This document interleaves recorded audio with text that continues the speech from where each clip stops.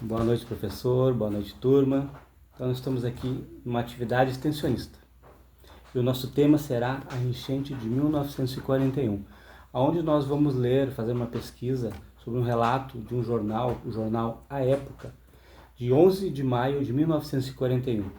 Então, vamos saber o que aconteceu, os impactos, quais são as causas, possíveis causas, e os aprendizados que foram tirados a partir daquele grande evento, daquela calamidade que aconteceu naquele momento. Então eu quero apresentar aqui o meu público, são os meus filhos, a Mariana e o Miguel.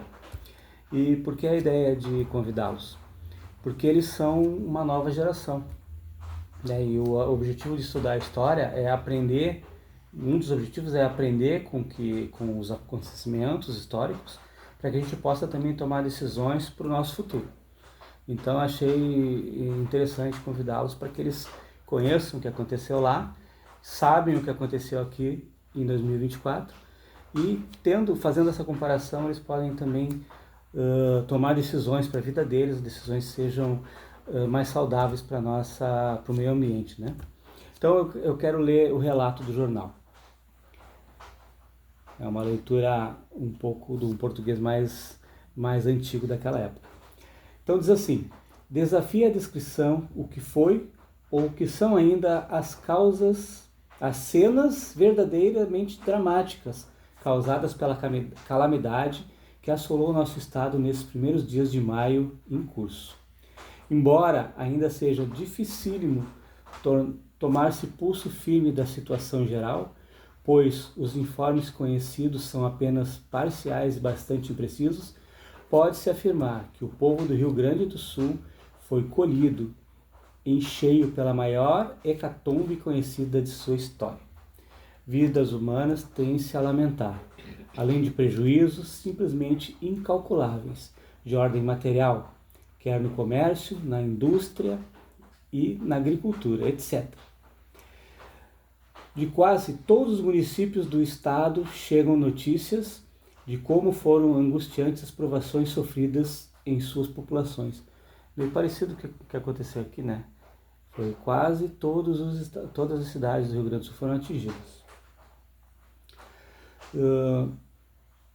Entretanto, onde maior e mais intenso se fez sentir o flagelo foi na capital do estado, que sofreu a maior enchente até hoje conhecida, tendo a água suplantado todas as alturas máximas registradas anteriormente.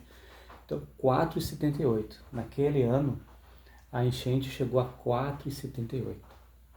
Se nós lermos mais o jornal, ele está nos falando aqui de tudo que aconteceu, principalmente naquela região central ali onde a gente vai no centro. Conhece o centro, né, Miguel? Então, agora, a água chegou um pouco abaixo do que foi essa enchente de 2024. Mas não parece muito com o que aconteceu agora? Né? Houve muitos estragos. Assim, só para vocês terem uma ideia, Porto Alegre, ela é como, aqui quando chega no Guaíba, é como se fosse um funil, né? Assim, são 4 grandes rios. Temos o Rio Jacuí, o Rio Caí, o Rio Gravataí e o Rio dos Sinos. E eles vêm, e aqui eles vão se unindo, vão chegando no Rio Jacuí e principalmente o Rio Jacuí, ele tem, antes dele, tem o Rio das Antas e o Rio Taquari. São rios sinuosos, ou seja, a água é muito veloz lá. Então, como choveu muito no Planalto, choveu muito na Serra, as águas desceram com muita força. Foi isso que aconteceu em 1941. Né? E o que acontece? Não foi só isso que aconteceu. Aconteceu também que foi a mesma coisa que aconteceu agora em 2024. Quando a água chega em muita velocidade aqui, tem muitas ilhas no entorno de Porto Alegre, e essas ilhas elas funcionam como se fosse uma rolha. Elas não deixam que a água passe rápido. Então elas aquilo ajuda a encher. Aconteceu também que, além da velocidade das águas e elas aqui ficarem represadas pelas ilhas, aconteceu também o chamado vento sul. O vento sul é um vento que soprou ao contrário. É como se tu pegasse um prato, enchesse de água e assoprasse do lado de cá. A água vai subindo para o outro lado. Foi exatamente o que aconteceu. E ficou muitos dias o vento. Isso fez com que essa enchente, naquele momento lá, chegasse a 4,71. Mas o importante é a gente saber e buscar nessas referências para a gente entender o que aconteceu depois disso. Com aquele evento, aquilo que aconteceu lá, a cidade de Porto Alegre, principalmente, ela precisou tomar algumas atitudes. Porque quando acontece esse tipo de coisa, uma enchente, como é o caso agora, a gente precisa tirar lições. O que foi feito a partir daquele momento? Porque não tem o que fazer. Porto Alegre ela está num lugar alagadiço, num lugar onde é comum, durante a história, terem muitos alagamentos. Já houveram outros relatos. Né? E podem ter outros, como esse que aconteceu agora, e podem ter outros no futuro. Porto Alegre aprendeu. O que ela fez? 3 coisas principais. Ela construiu diques. O que é um dique? É uma elevação de terra. Vou dar um exemplo para vocês. Ali no gasômetro, vocês podem perceber que é bem alto e o rio está lá embaixo. Aquilo ali foi levantado. Se vocês passarem para o outro lado do Parque da Harmonia, ele é baixo. Então aquela elevação é um dique. Isso foi aprendido a partir da enchente de 1941. Também foi feito o Muro da Mauá. Aquele muro lá, quando a gente vai chegar no centro, que a gente pega o ônibus, quando ele entra para parar lá no centro, aquele é um muro enorme. Aquilo também é uma contenção para a água. E também tem muitas casas de bombas para retirar a água de Porto Alegre e jogar para o rio. Então é isso, é um aprendizado que a gente tem. Toda vez que a gente passa por eventos históricos, a gente precisa avaliar aquilo que aconteceu e saber se aquilo foi bom ou foi ruim. No caso de Porto Alegre, isso que foi aprendido em 1941 foi muito importante para que agora nós não tivéssemos uma catástrofe muito maior. Mesmo assim nós tivemos. Porto Alegre teve agora uma enchente que foi a 5,37. Ou seja, outra coisa para a gente aprender. A profundidade do rio Guaíba, do lago Guaíba, a profundidade média é 2 metros. Na média tem 2 metros de profundidade. No 4,71, que subiu, era 2 Guaíbas.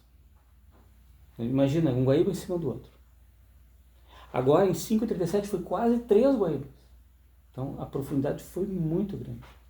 Agora imagina se não tivesse os diques, se não tivesse o muro. A gente via na televisão que a água quase passou por cima do muro. Imagina onde a água teria ido. Imagina quantas mais famílias poderiam ter perdido as suas casas. Quantas mais vidas poderiam ter sido perdidas. Então, isso, a pesquisa histórica, aprender com o que já aconteceu, com os registros históricos, como, por exemplo, jornais antigos, que aqui é o nosso caso, a gente pode ver o que aconteceu, aprender com o que já foi feito, mas agora, quais são as perguntas que a gente tem que fazer? O que mais nós precisamos fazer em Porto Alegre? Então esse é o convite que eu queria fazer para vocês, que aprendendo isso e entendendo que a gente está sujeito que isso possa acontecer, a gente possa pensar o que pode ser feito em Porto Alegre, mas principalmente vocês que são jovens, vocês que são uma criança e uma jovem, conhecendo isso podem ter comportamentos que vão ajudar o nosso meio ambiente.